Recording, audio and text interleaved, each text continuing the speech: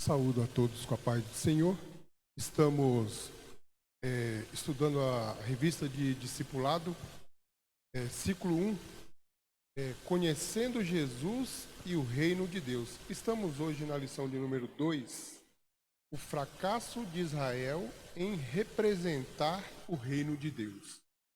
O texto bíblico se encontra na carta de Paulo aos Romanos, capítulo 2, versículo 17 ao 24, que diz assim: Eis que tu que tens por problema sobrenome judeu, e repousas na lei, e te glorias em Deus, e sabes a sua vontade, e aprovas as coisas excelentes, sendo instruído por lei, e confias que és guia dos cegos, luz dos que estão em trevas, instruidor dos nécios, mestre de crianças, que tem a forma da ciência e da verdade da lei. Tu, pois, que ensinas a outro, não te ensina a ti mesmo? Tu que pregas que não se deve furtar, furtas? Tu que dizes que não se deve adulterar, adulteras? Tu que abominas os ídolos e cometes sacrilégios? Tu que te glorias na lei, desonras a Deus pela transgressão da lei? Porque, como está escrito, o nome de Deus é blasfemado entre os gentios por causa de vós. A meditação se encontra na carta aos Gálatas, capítulo 3, versículo 26 ao 29. Porque todos sois filhos de Deus pela fé em Cristo Jesus, porque todos quantos fossem batizados em Cristo, já vos revestistes de Cristo. Nisto não há judeu nem grego, não há servo nem livre, não há macho nem fêmea, porque todos vós sois um em Cristo Jesus. E se sois de Cristo, então sois descendência de Abraão e herdeiros conforme a promessa. Então, irmãos, a lição vai estar falando sobre o papel de Israel em evangelizar as demais nações e como que se deu isso. O título diz que eles fracassaram em representar o reino de Deus, e nós vamos falando aqui no decorrer da lição. No tópico 1, diz assim: Deus chama Abraão. Aí fala aqui, o dilúvio.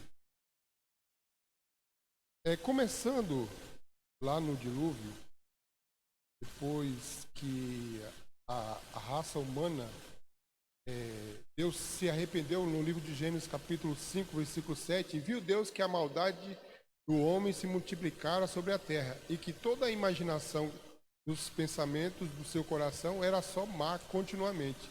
Então arrependeu-se o Senhor de haver feito o homem sobre a terra, e pesou-lhe no seu coração, e disse o Senhor: destruirei sobre a face da terra o homem que criei, desde o homem até o animal, até o réptil, até a ave dos céus, porque me arrependo por os haver feito. Então Deus diz que ia destruir porque o homem era só abominação. Mas Deus viu graça em Noé. E Deus chama Noé e manda Noé construir uma grande arca, e que ele levasse os animais e entrasse com a sua família. Noé foi tido por louco por estar construindo uma arca em um tempo que não havia chuva, apenas o orvalho que caía sobre a terra. E Noé foi tido como louco, mas ele obedeceu a Deus e construiu aquela grande arca. E quando ele termina de construir a arca, ele entra com a sua família e com os animais que Deus mandou entrar, e veio água de baixo e de cima da terra, e inundou tudo, e apenas restou Noé e sua família.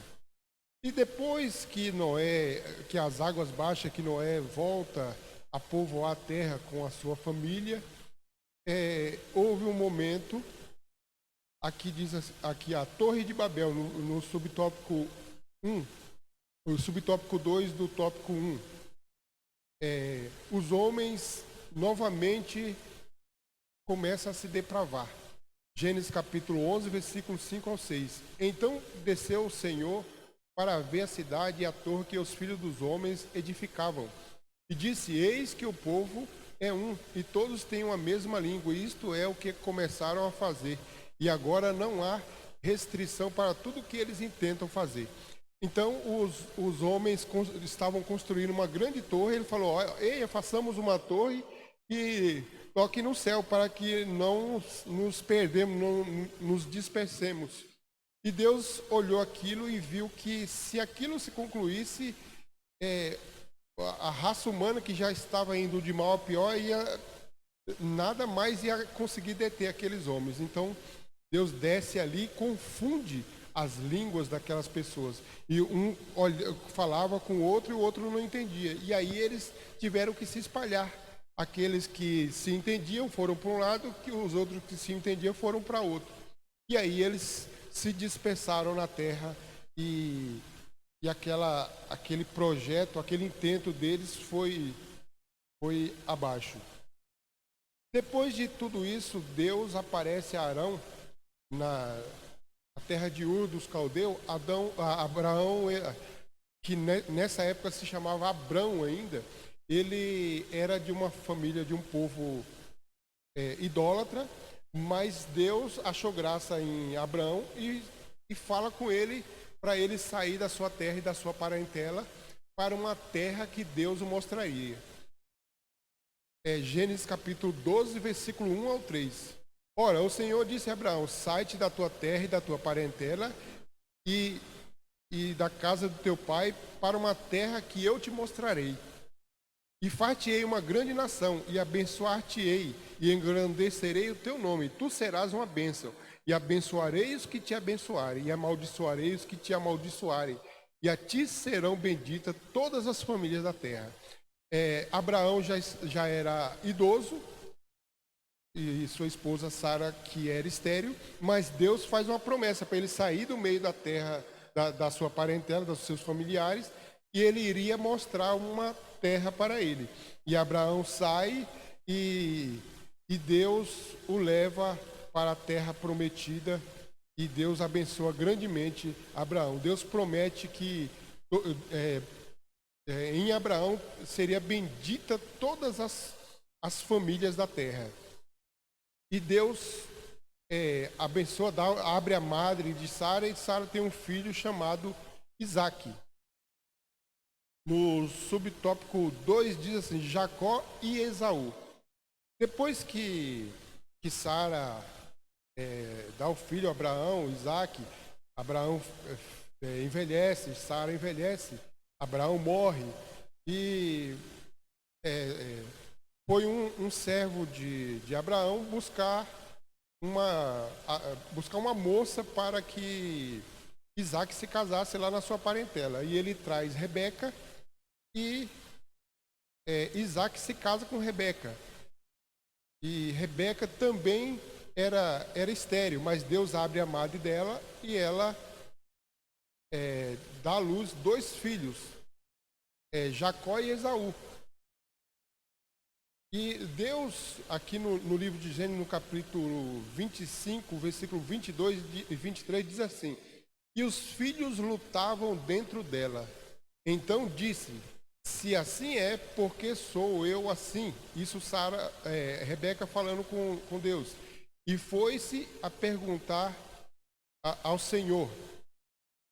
E o Senhor lhe disse: Nações há no teu ventre, e 2 povos se dividirão em duas entranhas, e o povo será mais forte do que o outro, e o maior servirá ao menor. Então Deus diz que o maior servirá ao menor.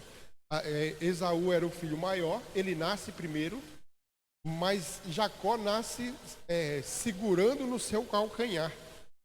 E já havia Deus profetizado. Um dia Esaú, voltando da caça com muita fome, e pede para Jacó um prato de lentilha que Jacó havia feito. Jacó propôs que trocasse por sua primogenitura. o primogênito tinha o direito de herdar a liderança da família, a maior parte da herança. Então Esaú falou: para que me serve primogenitura? Melhor é matar minha fome. E ele faz aquela troca. E com o passar do tempo, quando Jacó já estava, Isaac já estava velho para morrer, Jacó põe Isaac chama Esaú, fala para ele ir caçar e fazer um guisado para que ele o abençoasse. Mas Jacó vai na frente, mata um cordeiro, faz um guisado junto com a sua mãe, Rebeca, que amava mais a Jacó do que Esaú, e vai e veste a pele do cordeiro e engana Isaac e recebe a bênção na frente de Esaú. Por causa disso, ele teve que fugir, porque o seu irmão queria matá-lo. Mas isso era cumprimento da promessa que o maior serviria o menor. Então, depois disso, que Jacó volta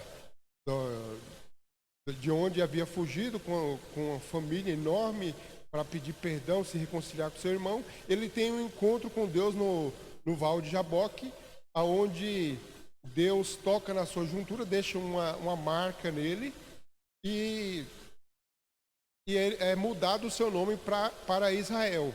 Os seus irmãos, os seus filhos, vende o seu filho José aos egípcios como escravo. Com o passar dos anos, José de escravo vira governador do Egito e por aquela região está passando muita fome, eles descem para o Egito e ali se instalam no Egito com a ajuda de José e o consentimento de Faraó. Eles se instalam ali no Egito e começam a se multiplicar. E com o passar dos anos veio um outro faraó, um outro rei que não conhecia a história de José, a história que havia acontecido, e começa a oprimir o povo de Israel, porque eles eram um povo próspero, se multiplicava muito. Então aqui no livro do Êxodo, capítulo 1, versículo 15 ao 22, diz assim: e o rei do Egito falou às parteiras hebreias, das quais o nome de uma era Cifra e o nome da outra Pua, e disse: quando ajudardes no parto as hebreias eram as descendentes, as israelitas, desse povo judeu, e as virdes sobre o assento, se for filho, matai-o, mas se for filha, deixai-a viva. Então eles falaram: olha, nós temos que controlar a população desses hebreus, porque senão já eles vão tomar todo o Egito. Então ele mandou que as parteiras matassem os meninos e deixassem vivas as meninas. Porém, as parteiras tiveram temor a Deus de fazer isso com as hebreias, porque sabia que era um povo de Deus. Então o rei do Egito chamou as parteiras e disse: por que fizeste isso? Por que guardaste os meninos em vida? Então as parteiras falaram: não, é que as egípcias, as parteiras, as mulheres hebreias são diferentes das mulheres egípcias. Quando nós chegamos para ajudar no parto, elas já deram à luz ao menino. Então não dá para matar. E então aconteceu que, como as parteiras temeram a Deus, estabeleceu-lhes casa. Então ordenou Faraó a todo o seu povo, dizendo: todos os filhos que nascerem lançai no rio, mas todas as filhas guardai com vida. Então Faraó mandou que matasse todos os meninos, jogasse no rio, para que não crescesse, não virasse um grande exército aquele povo. Ali começa a grande perseguição sobre o povo de Israel. Então nasce Moisés, a sua mãe coloca ele num cesto de junco e coloca no rio. A filha de Faraó pega Moisés, cria Moisés, ensina tudo, tudo de lutas, de cultura egípcias. E quando Moisés cresce, vira um homem, ele começa a defender o povo hebreu, começa a querer ser o defensor. Então ele, para defender um hebreu, ele mata um egípcio e em terra. E o seu próprio compatriota, quando ele foi repreender por estar ali se brigando os dois hebreus, ele falou que se ele ia fazer com ele igual fez com o egípcio. Então, por causa disso, Moisés foge para o deserto e lá fica 40 anos. Depois de 40 anos, Deus fala com Moisés no meio da sarça ardente para ele voltar para o Egito e resgatar o seu povo que estava sendo oprimido e escravizado. Moisés volta, Deus envia as pragas e Faraó liberta o povo. E aí Deus coloca uma coluna de fogo para guiar o povo pelo deserto de dia e uma coluna de fogo de noite, uma coluna de fumaça de dia. O povo do Egito para Canaã era uma caminhada de 3 dias, mas se fazia necessário que o povo passasse a voltar a adorar a Deus, a reconhecer o Senhor. Então Deus faz o povo andar em círculo. O povo se depara com o mar vermelho. Deus abre o mar. Deus faz a água amarga se tornar potável. E Deus foi operando no meio do povo de Israel. Porque o povo havia se misturado com os egípcios. E aquele povo egípcio o tempo todo murmurava, reclamando que era melhor no Egito. Então, por isso, Deus foi trabalhando com aquele povo até chegar na terra de Canaã. A tribo nômade ficou 40 anos andando no deserto. Quando eles entram na terra prometida, Moisés morre, Josué assume o comando, a liderança. É instituído o período dos juízes. Depois de 40 anos do período dos juízes, o povo começa a olhar para as nações vizinhas e começa a pedir um rei. Eles se comparavam, olha lá outra nação, ele tem um rei, e pediu o rei, Deus permite, Deus dá o rei para aquele povo. Saul é constituído rei. Saul se corrompe, é morto, Davi assume o reinado. Depois da morte de Davi, Salomão assume o trono. Então aí foram mais 120 anos de reinado. E aí vem o cativeiro. Primeiro, depois de Salomão, vem a divisão das tribos. Foram 2 tribos para um lado e 10 para o outro. Tribo do norte, tribo do sul. Depois vem o cativeiro. Primeiro Israel é levado cativo, é destruída a nação. Depois Judá é levado cativo por não obedecer a Deus, não ouvir as profecias de Jeremias e de Isaías. Pelo contrário, eles perseguiam Jeremias, porque Jeremias profetizava que se eles não deixassem a idolatria, que Deus iria levá-los cativos e eles seriam cativos, ficariam 70 anos. Eles não aceitaram, não obedeceram. Então eles são levados cativos.